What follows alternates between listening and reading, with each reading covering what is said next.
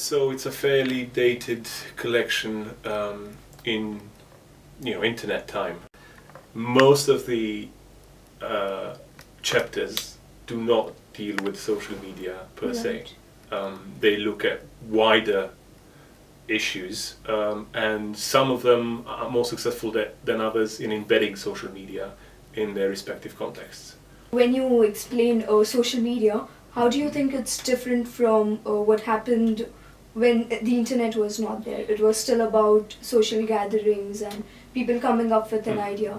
So social media, according to me, it's based on similar lines. So how do you differentiate?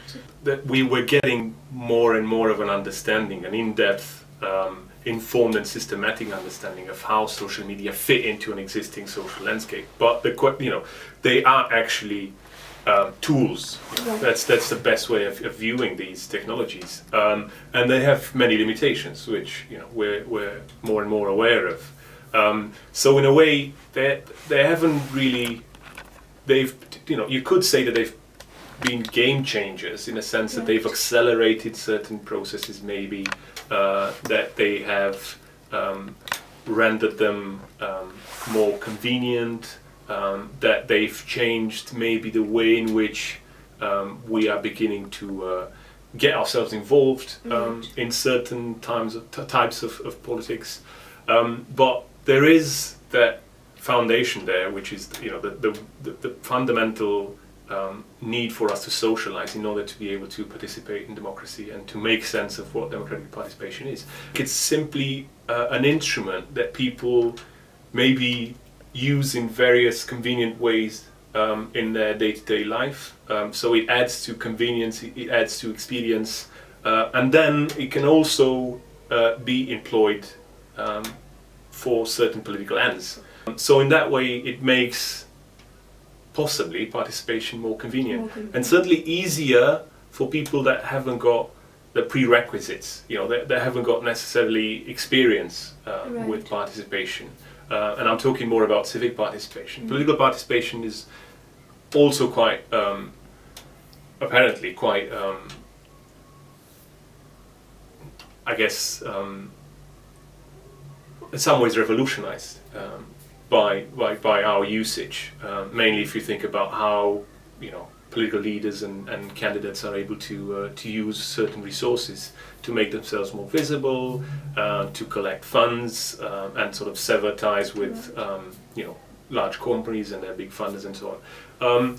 But yeah, I'm more interested, and the collection actually was more interested in what happens at the grassroots, if you want. And we're seeing that social media are becoming embedded in everyday practice, and then that has a knock-on effect in terms of political socialization.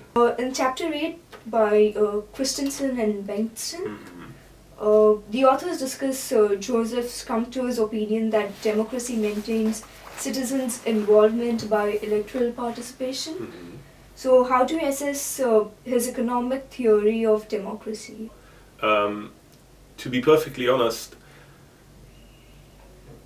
I'm not very sure that social media is changing the electoral game, certainly in terms of political participation. I mean, there's been a lot of research on the participation of young people, political participation, so voting, basically. So I make a distinction between political participation, which is about voting, and civic participation, which is about wider involvement in the community, if you want. And there are mixed results, let's put it that way. I mean, first of all, we would, if we stick to just that definition of, democracy being liberal democracy and being about citizens going out to vote every, 3-4 years, then there is some evidence coming out of the US that, for instance, the first social media election, the 2008 election, when obviously, and I'm talking about the presidential election, when Barack Obama won, apparently social media was instrumental to the participation of young people. So it got young people more involved, and it did actually make their activity on social media. So I'm not talking about the media themselves. I'm talking about their activity and them getting involved in politics or being in some ways subjected to political talk. That activity translated into a higher rate of participation in the presidential elections by young people. But that's probably one of the very rare occasions when I've seen and heard about data that actually supports such an inference. Now, if we think about democracy more widely, it depends on how we define democracy. Then, what does it actually mean? If it's an economic theory, in theory, you would expect that the fact that we now have lower costs when it comes to accessing information that might be relevant to our political involvement, you would expect that would make us, more inclined to engage with political content rather, to have contact with people that are more involved in politics, and it's probably easier for us as well to establish such contact. And then overall, it would be easier for us. We'd have more opportunities to become involved. But we know that, political involvement is not just a game of, rational choice and rational choices. So there are many other elements that come into play that I think would need to be studied, quite systematically for us to see whether, for instance,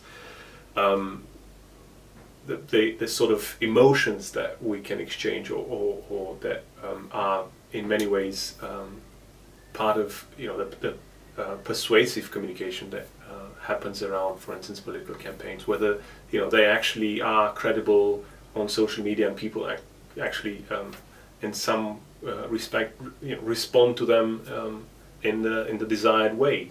So I'm not really sure I don't think there is a clear answer yet. And I think that yes, again, it's the whole ecology, the social media ecology, has created new opportunities, but it's also created noise. I mean, there's so much information out there that often it's the case that you feel that there's too much, and you'd rather switch off because there's always more information coming out that might challenge your set opinions. And then that can become a problem. So people might actually feel that social media is, in a way, is becoming a challenge and is subverting their political commitments. Yeah. So, in the same way as about companies, even politicians could just be influencing, because of Obama did a huge campaign, right? So that's probably the reason why so many young people were inclined towards Quite it. possibly, yes. Not majorly because of the content or because of the good work that he was going to do. Yes. Because of the So presence resources still matter. Absolutely, it is still a game of resources for the key players. Yes. Yes, I think there's a huge problem with perceptions that suggest that entrenched power structures have somehow receded or they faded into an irrelevant background. I don't think that's really the case. I mean, as we were saying about surveillance and so on, I think there's more opportunity, if anything, for new power structures for new actors to become embedded into existing power structures and for power structures to be consolidated and therefore possibly to make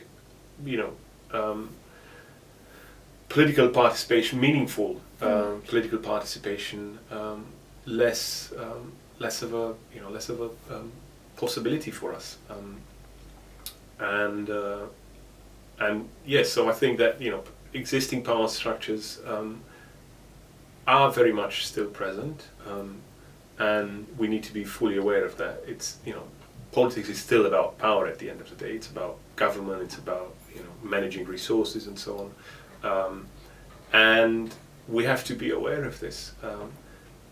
I mean, certainly we can use these tools as citizens in empowering ways, but then there is a question of what happens if we succeed as well. So there is that. Like, for instance, if you think about the Ukraine now, what's the next step? I mean, social media weren't major in that instance, in that example, but there is a sense now of how are things going to pan out in the Ukraine following the uprising there. The same question goes for Egypt and other countries that have seen a wave of public upheaval, and that has been either inconclusive or the sort of gains have been almost entirely lost. Yeah. So I mean, yes. So power structures, I think, are still very much a concern, and at the end of the day, we have to be vigilant. I mean, these tools hopefully enable us to be more vigilant, to be more, I guess, more involved with the subject matter, and to possibly be better connected. I guess be able to use a sense of collective intelligence to generate opposition and to generate critical reflection and to generate the sort of I guess the sort of watchdog mindset that we need in a democracy. But at the end of the day, we would do that because we're suspicious of power. So it's more just like you mentioned in the beginning that it's just a tool, but not something that's going to create an entire impact. Like you said, in Egypt it stops or it fizzles out. In India it happens a lot of times. A certain movement raises to a huge height, and then something happens, and then the government will get involved, and then it just goes off.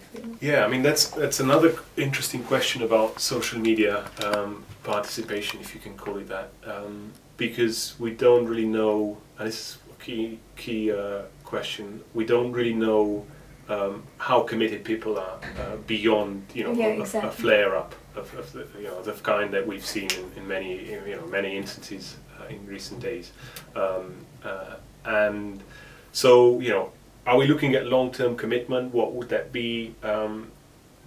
Would new media and more specifically social media still be part of that sort of dynamic? Can they actually maintain a momentum? And I'm not reifying them, so I'm not saying that the media would do this in and of themselves, but would people find that they can always to some extent, in some measure, be active through social media and have a minimum input? Does that actually happen?